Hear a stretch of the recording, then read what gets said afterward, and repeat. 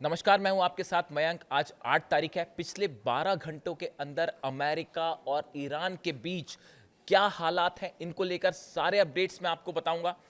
देखिए, एक बेहद अहम खबर जो कि अमेरिका से है। खबर यह है कि अमेरिका के कई प्लेन्स ने टेक ऑफ किया है अमेरिका से और यूरोप से। ये प्लेन C5 गैलेक्सी हैं और C17 ग्लोब मास्टर्स हैं। ये वो जहाज हैं जो कि युद्ध के समय मिसाइल्स और हथियार ले जाने के लिए इस्तेमाल किए जाते हैं। इन प्लेन्स ने अमेरिका से टेक ऑफ किया, यूरोप में कई जो बेसेस हैं अमेरिका के वहां से टेक ऑफ किया। लेकिन गौर करने वाली बात, टेक ऑफ करने के बाद ये सब के सब प्लेन्स रडार से गायब हो गए। ध्यान से समझिए इस बात को। अमेरिका के कई प्लेन जो कि हथियार लेके उड़ते हैं, इसमें कोई शक नहीं है कि इसमें मिसाइल्स होनी चाहिए या दूसरे हथियार होने चाहिए। डिफेंस मिसाइल्स हो सकती है, पेट्रियट हो सकता है, थार्ड हो सकता है, इसमें टॉमहॉक मिसाइल्स हो सकती है। इन्होंने टेक ऑफ किया। करीब 5 से 6 प्लेन्स, बड़े प्लेन्स, कार्गो प्लेन्स जो मिसाइल ले जाते हैं, ये सब रडार से अचानक गायब हो गए। आखिर अमेरिका ने किस देश को ये हथियार पहुंचाए हैं, किस देश को ये मिसाइल्स पहुंचाई और इसका इस्तेमाल कहां होने जा रहा है? देखिए, तमाम चर्चाएं हैं। मैं अक्सर इस बात को कहता हूं कि जब भी इस तरह की खबर आती है कि अमेरिका की और ईरान के बीच में कोई बातचीत हो रही है, किसी तरह से अमेरिका की तरफ से दावा हो जाता है, डोनाल्ड ट्रंप की तरफ से दावा हो जाता है। लेकिन इस तरह की बातों पर एकदम से यकीन करने की बजाय वेट करना चाहिए कि इसका अंत क्या होगा। जब डोनाल्ड ट्रंप ये कहते हैं कि ईरान से अच्छी बातचीत चल रही है, वो भी मैं बताऊंगा। डोनाल्ड ट्रंप जब भी ऐसा कहते हैं ईरान से अच्छी बातचीत चल रही है, उसका मतलब ये होता है कि ईरान ने कहीं ना कहीं पीट दिया है, या तो हॉर्मुज में पीट दिया है, किसी जहाज को पीट दिया है, या फिर कोई प्लेन को हिट कर दिया है, या कहीं ऐसा लग रहा है कि बड़ा हमला ना कर दे। तो बचने के लिए डोनाल्ड ट्रंप इस तरह की बातें शुरू कर देते हैं। अब देखिए, जो खबर है उसके मुताबिक हम वापस खबर पे आए।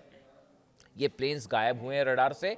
बताया जा रहा है कि बड़ी जंग की तैयारी जारी है। आपको ये लग सकता है कि अमेरिका ने अपना ऑपरेशन रोक दिया है। मार्को रूबियो का ये बयान आया है। इस पे ईरान की सेना को रत्ती भर विश्वास नहीं है, ईरान के लोगों को रत्ती भर विश्वास नहीं है। जंग की बड़ी तैयारी हो रही है, उसके हिसाब से हथियार डिप्लॉय किए जा रहे हैं। बात नंबर 1। बात नंबर 2, कल एक बड़ा अहम डेवलपमेंट हुआ है।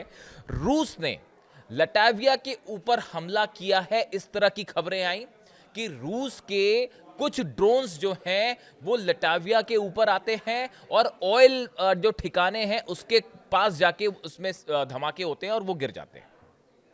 उसके बाद सोशल मीडिया पे एक खबरें फैली कि क्या रूस ने लटाविया को अटैक किया है, वो भी खासकर उसके ऑयल जो ठिकाने हैं उसके ऊपर हमला किया गया, और वो भी बिल्कुल इस अंदाज में जैसे कि ईरान के ड्रोन्स हमला करते हैं।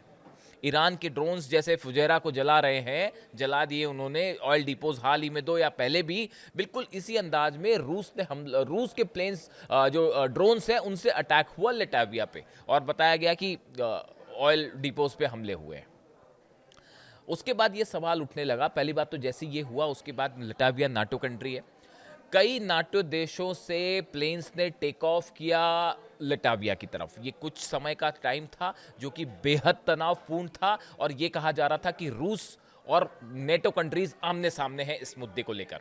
लेकिन बाद में हालांकि इसको लेकर और तमाम तरह के डेवलपमेंट हुए, और ये बात किसी तरह से क्लेम नहीं की गई कि ये रशिया का ड्रोन था या नहीं। इसको लेकर भी अभी एक सवाल बना हुआ है। लेकिन जिस अंदाज में ये हमला हुआ, ये बिल्कुल उस तरह था जैसे ईरान के शाहिद 136 ड्रोन से अटैक किया जाता है। और पहला मौका था बड़े समय बाद जब रशिया और नेटो सीधा आमने सामने थे। कई जगह तो ये भी चर्चा शुरू हो गई कि क्या ये नेटो को वार्निंग दी गई है पुतिन की तरफ से, जिस तरह से यूक्रेन के से हमले हो रहे हैं, ड्रोन स्ट्राइक्स हो रही हैं रशिया में, ऑयल डिपोज को निशाना बनाया जा रहा है, क्या उसी को लेकर यह वार्निंग दी गई नेटो देशों को? इस तरह की भी खबरें थी। इसके अलावा देखिए, 2-3 ऐसे डेवलपमेंट हुए हैं खासकर हॉर्मुज में, जो कि इस बात का संकेत दे रहे हैं कि किसी भी तरह की शांति की कोशिश, बातचीत की कोशिश, सीज फायर की जो बातें हैं वो पूरी तरह से बेबुनियादी हैं। और हकीकत ये है कि अंदर ही अंदर जबरदस्त जंग की तैयारी चल रही है दोनों तरफ से। देखिए, पहली खबर हम आपको बताएं, ईरान का टेल टैंकर, शायद आपने ये खबर पहले सुनी होगी, कई जगह छपी भी है, हसना नाम है जिसका। ये ऑयल टैंकर ईरान का, जो कि ओमान की खाड़ी से होता हुआ हॉर्मुज से आगे बढ़ता हुआ ईरान के बंदरगाह की तरफ बढ़ रहा था। अमेरिका की तरफ से, चूंकि अमेरिका ने ब्लॉकेड कर रखा है, अमेरिका की तरफ से इस जहाज को रोकने की कोशिश की गई, जहाज नहीं रुका। तो उसके बाद अब्राहम लिंकन एयरक्राफ्ट कैरियर से एक फाइटर जेट ने टेक ऑफ किया और उसके बाद इस जहाज के ऊपर अंधाधुंध फायरिंग की गई, जिससे इस जहाज के इंजन को नुकसान पहुंचा और यह जहाज अब समंदर में फंसा हुआ है। ईरान के जहाज पर सीधा सीधा हमला था अमेरिका के फाइटर जेट से, जो कि अब्राहम लिंकन से जिसने टेक ऑफ किया था। जैसी ये खबर हमला हुआ, तुरंत ईरान को ये बात पता चली। उसके बाद जो खबरें आई, उसके बाद का डेवलपमेंट देखिए। बताया ये जा रहा है कि अमेरिका का एक वॉरशिप, जो कि बेहद यूएसएस फ्रैंकी पीटरसन, बड़ा वॉरशिप है, डिस्ट्रॉयर है, इसमें मिसाइल्स हैं, टॉमाहॉक मिसाइल्स भी होती हैं इसमें। ये ईरान के सीमा के करीब था। ईरान की तरफ से वार्निंग दी गई, फौरन यहाँ से बाहर निकल जाइए वरना हम आपको उड़ा देंगे। और बताया ही जाता है कि ईरान ने जब वार्निंग दी तो पहले पीटरसन वहाँ से हटने को तैयार नहीं था, वो वहीं पर अड़ा रहा। उसके बाद एक बार फिर ईरान की तरफ से वार्निंग शॉट्स फायर किए गए, मिसाइल्स फायर की गई, जो कि इस जहाज के बेहद करीब गिरी। उसके बाद ये जहाज वहाँ से पीछे हुआ। इसके साथ कुछ और अमेरिकी जहाज थे, उन्होंने फिर डिस्टेंस मेंटेन किया और वो कुछ पीछे हुए। इस तरह की खबरें आ रही हैं। अब आप देखिए इन खबरों का नेचर देखिए आप, कि ईरान के जहाज पर हमला होना, उसके बाद ईरान के द्वारा जो है वो पीटरसन, यूएसएस पीटरसन पर मिसाइल शॉट फायर करना, उसको वार्निंग देना कि आप यहाँ से, इसका मीडिया एक सोशल मीडिया में एक वीडियो भी वायरल है कि कैसे ईरान की सेना ने वार्निंग दी कि आप दूर हो जाइए, अगर आप हमारे करीब आएंगे तो हम आप पे जो है वो मिसाइल अटैक कर देंगे। यानी आप देखिए हालात जो बने हुए हैं, बेहद तनावपूर्ण हालात। मैं कल देख रहा था कि कल दिन भर इस तरह की चर्चा थी कि फिर एक प्रस्ताव आया है और ईरान को भेजा गया है और डोनाल्ड ट्रंप कह रहे हैं कि हम जो है वो एक समझौते की तरफ आगे बढ़ रहे हैं, इस तरह की तमाम बातें। उसके बाद फिर तुरंत धमकी भी आ जाती है डोनाल्ड ट्रंप की कि अगर समझौता नहीं हुआ तो बड़ा हमला हो सकता है। ईरान की सेना ने जवाब दिया, ईरान की सेना ने जवाब दिया है कि किसी भी तरह का दबाव डोनाल्ड ट्रंप का नामंजूर है, और अगर इस बार हमला किया, इस बार धोखा किया, इस शब्द का इस्तेमाल किया ईरान ने कि अगर इस बार धोखा हुआ और धोखे से हमला हुआ तो वो हाल किया जाएगा जो शायद डोनाल्ड ट्रंप ने और अमेरिका ने सोचा नहीं होगा। ये जो फुजैरा में जो गिरे दोनों जो तेल डिपोज जले हैं, कहा जा रहा है फॉल्स फ्लैग ऑपरेशन है। मेरे मुताबिक कोई फॉल्स फ्लैग ऑपरेशन नहीं है, डंके की चोट पर ईरान ने मिसाइल्स और ड्रोन्स फायर किए थे। और सुनिए एक बड़ी खबर, ये जो ऑपरेशन फ्रीडम क्या प्रोजेक्ट फ्रीडम चलाया था डोनाल्ड ट्रंप ने, जिसमें कहा गया था कि हॉर्मुज में अमेरिका की नौसेना जाएगी और शिप्स जो है वहाँ से एस्कॉर्ट करते हुए तेल टैंकर्स को निकालेंगे। वो कोशिश की गई थी, लेकिन जिस प्रकार से उसके बाद फायर हुए, दुबई के ऊपर जो मिसाइल्स फायर हुई और ड्रोन्स फायर हुए, उसके बाद सऊदी अरब ने भी अमेरिका की मदद करने से मना कर दिया। ये एक बड़ी खबर है सोशल मीडिया में, चूंकि इसकी बड़ी चर्चा है इसलिए मैंने सोचा एक बार फिर शेयर किया जाए। आपने देखी होगी ये खबर कि जो मोहम्मद बिन सलमान है, हालात ये हो गए। देखिए अगर किसी भी तरह का ऑपरेशन अमेरिका को हॉर्मुज में करना है तो सऊदी की मदद ज़रूरी है, उसके बिना ऑपरेशन नहीं हो सकता, उसको अपना एयर स्पेस देना ही होगा, सऊदी की एयरबेसेस का इस्तेमाल करना होगा, ये बात साफ है। उसके बिना हॉर्मुज में एक्शन नहीं हो सकता। अमेरिका ने बिना किसी देश से पूछे सीधा इस बात का डोनाल्ड ट्रंप ने अनाउंसमेंट कर दिया कि हम ऑपरेशन फ्रीडम जो है वो प्रोजेक्ट फ्रीडम शुरू करने जा रहे हैं और हमारे जहाज जो हॉर्मुज में जाएंगे और वहां से जहाज़ों को निकालेंगे, टैंकर्स को। किसी भी अरब देश से इसकी चर्चा नहीं की गई, खासतौर पर सऊदी से चर्चा नहीं की गई। सऊदी ने मना कर दिया कि साहब हम अपना एयर स्पेस और अपने बेस इस्तेमाल नहीं करने देंगे। मामला यहाँ तक पहुँचा कि डोनाल्ड ट्रंप को मोहम्मद बिन सलमान को फ़ोन करना पड़ा। मोहम्मद बिन सलमान और ट्रंप की फ़ोन पर बात हुई, लेकिन उसके बाद भी सलमान इस बात के लिए राज़ी नहीं हुए। उन्होंने कहा आप हमारे एयर बेसेस का इस्तेमाल मत कीजिए। वजह क्या थी? सऊदी इस बात को अच्छी तरह जानता था कि अगर हॉर्मुज में किसी तरह का ऑपरेशन डोनाल्ड ट्रंप या अमेरिका करेगा, उसका नतीजा होगा सऊदी का एक भी तेल का ठिकाना नहीं बचेगा, एक भी ऑयल रिफाइनरी नहीं बचती, कोई भी एयरपोर्ट्स नहीं बचते, एयर स्ट्रिप्स नहीं बचती। और ईरान की तरफ से पिछली बार के मुकाबले कहीं बड़ा हमला होता जो सऊदी के लिए बड़ा नुकसानदेह होता।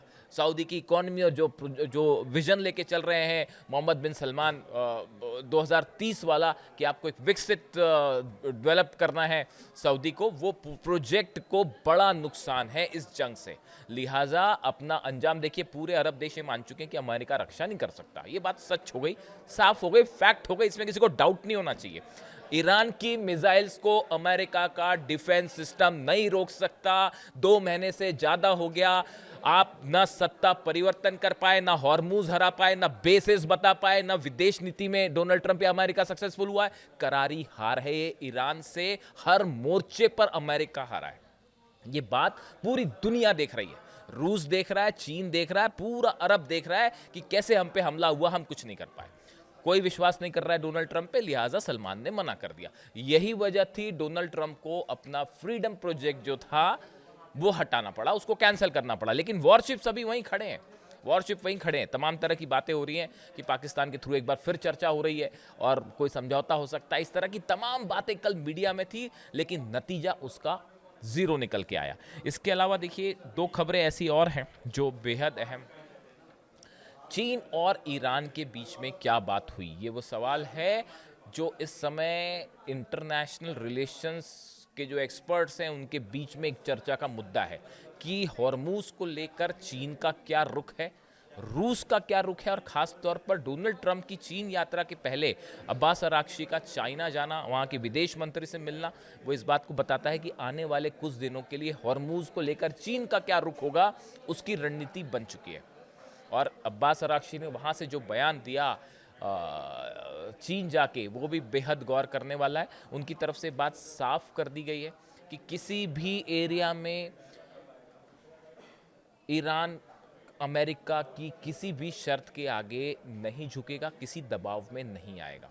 अमेरिका पूरी तरह से अपने मिशन में फेल रहा है, चाहे किसी भी एस्पेक्ट में हो। यानी ईरान का रुख साफ है कि वो कहीं किसी मामले में समझौता करने नहीं जा रहा। ऐसी सूरत में डोनाल्ड ट्रंप चीन जाते हैं, क्या बात होती है? क्या सिर्फ इस विजिट के लिए ये सब कुछ रोका गया, या कांग्रेस की परमिशन के लिए? कई सारे मुद्दे थे जिनके लिए रोका गया, लेकिन ये बात साफ है एक बड़ी जंग की तैयारी है इजराइल में यूएई की तरफ से। और जैसे ही हो सकता है कि डोनाल्ड ट्रंप का, इस तरह की जानकारियां हैं कि डोनाल्ड ट्रंप का विजिट खत्म हो जाए चाइना वाला, उसके बाद फिर हमला कर सकता है अमेरिका। लेकिन देखिए इस बीच एक और हैरान करने वाली खबर ये थी जो आपने देखी होगी कि यूएई में दिखाई दिया है चाइना का डिफेंस सिस्टम गुआनजियांग 21A। ये एंटी ड्रोन सिस्टम है। जो हमले हुए थे यूएई पर, ईरान ने जो ड्रोन बरसाए शायद 136, उससे डर कर परेशान होकर यूएई अब लगातार अपने डिफेंस को मजबूत करने में जुटा हुआ है। और हैरान करने वाली बात यह है कि चाइना के कुछ डिफेंस सिस्टम वहाँ पर दिखाई दिए हैं। देखिए इंटरनेशनल रिलेशंस में हमेशा यही होता है कि हर देश अपना फ़ायदा देखता है कि कैसे जो है वो फ़ायदा लिया जाए। हमेशा सबकी कोशिश यही होती है।